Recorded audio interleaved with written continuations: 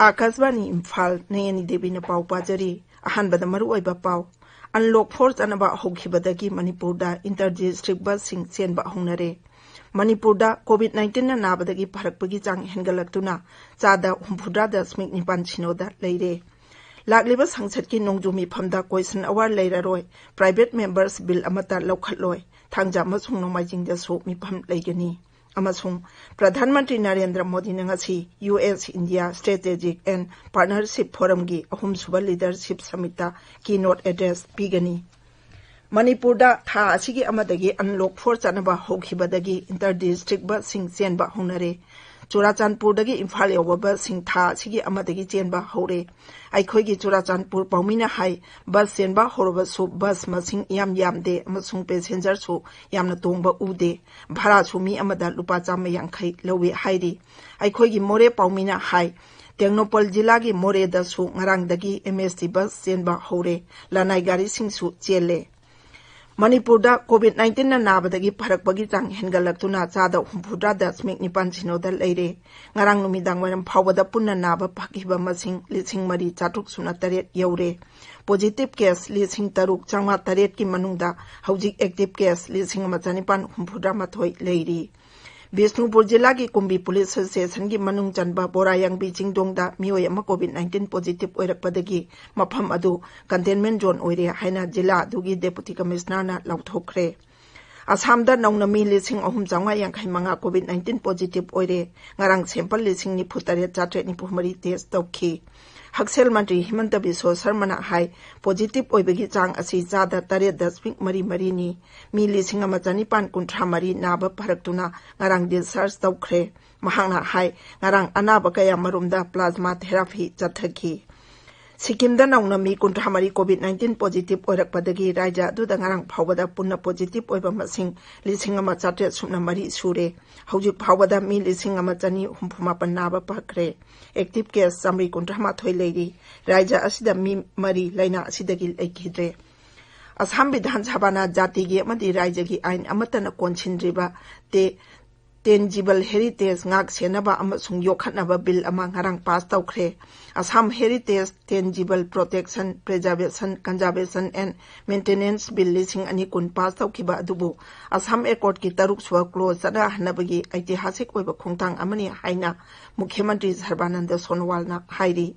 cultural affairs मंत्री के सबमहंतना high bill असिना म्यूजियम दा थंबा पोलम सिंह सेल मयेक हकपा मूर्ति खुई लाइरिक इपिग्राफ नत्रगा अतई कला अमसुंग खुजा हाइबगी पोतोक सिंह अमसुंग येलहोमी सिंह कल्चरल आर्टिफैक्ट सिंह मसिदा यावहन्नबा हाइरी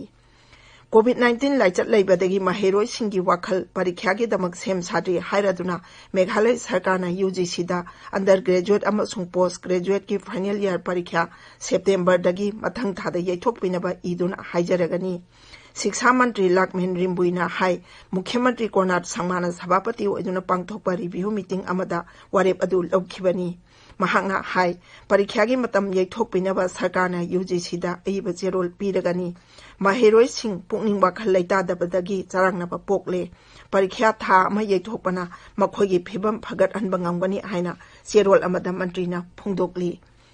केंद्र की मिहुत कांगबु अमना इचाउगी अवाबा नंगलबा अरुणाचल प्रदेश की ईस्ट सियांग जिला दा चतुन यिंगसिनख्रे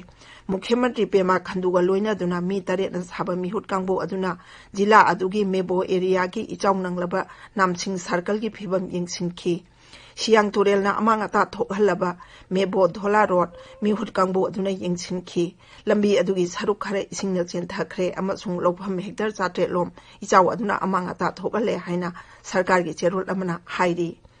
असम राइफल्स की director general lieutenant general Sukhdeep संगवाना आइजोलदा मिजोराम की मुख्यमंत्री जोराम थंगा का उनदुना सिविल एडमिनिस्ट्रेशन का पैरामिलिटरी फोर्स अदुगा मुकनरिबा अदुगी मतंगदा खनखरे नाकल अनि यामना मरुम अपांग ओइबा मौंगदा वारी सानखी अमसुंग असम राइफल्स की हेडक्वार्टर्स हौजिक आइजोल शहर मयोलदा लेरिबा अदुदगी जोखोसांगदा होंदोकपगी वाफमसु खनखी असम राइफल्स ना लेफम होंदोक्तबा अदुना हौजिक चथरिबा स्मार्ट सिटी प्रोजेक्ट के थबक थिंथाहले हाइरदुना मुख्यमंत्री ना असम राइफल्स की मकोक अदुदा पैरामिलिटरी फोर्स अदु अथुबा मथमदा जोखोसांगदा होंदोक अनबा तकसिनखी ngamkhai laina drug lalonba amasung mi chathok chachin tawai hengalakpada nungnangba phongdokladuna Sri Joram Thangana Assam Rifles ta Bharat Myanmar ngamkhai paring chenabagi thabak hena kankhat pinabasu haijakhi tabiriba pawasi Akashbani Imphaldagini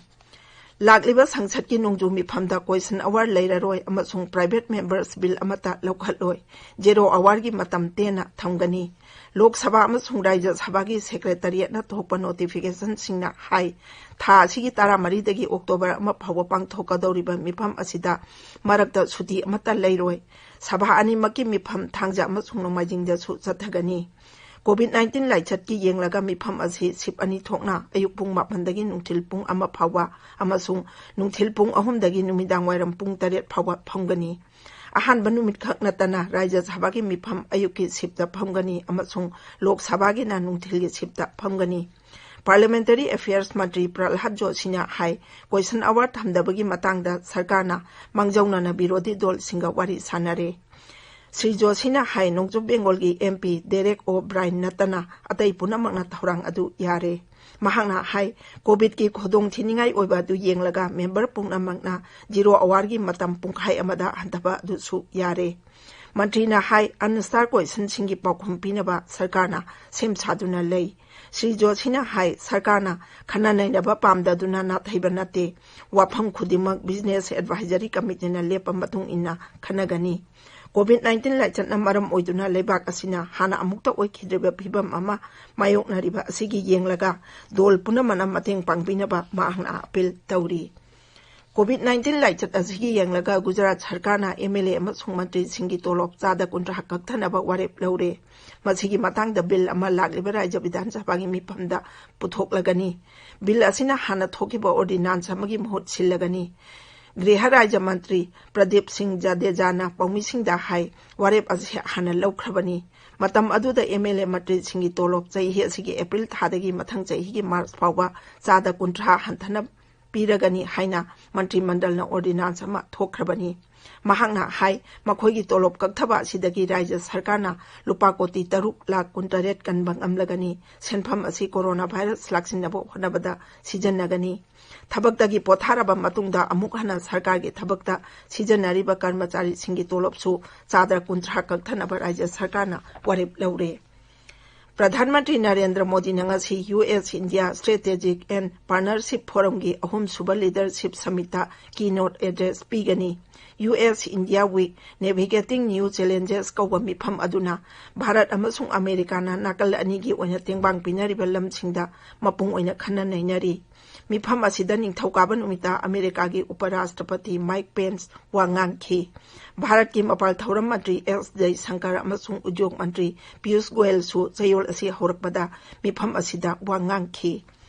Kendra Sarkar gi yamna asalaiba scheme Ek Bharat Shrestha Bharat Abhiyan da Gujarat amasung Chhattisgarh pungba saduna thabak tawminari Abhiyan asigi makhada Rajya anigi mi singna makhoi gi Rajya da exchange program sing amasung culture gi thauram sing silli Gujarat da COVID-19 laichat laktringai mamangda cultural social amasung educational program kaya sinki Hojikti Gujarat ki miyamda Chhattisgarh ki art culture amasung itihas ki maramda hena ningthina khangba ngamle Gujarat ki miyamna Chhattisgarh ki tongan ba chinjak sing chaba pamnare Rajya ani gi chana thaknaba polam sing yamna manaba su thengnare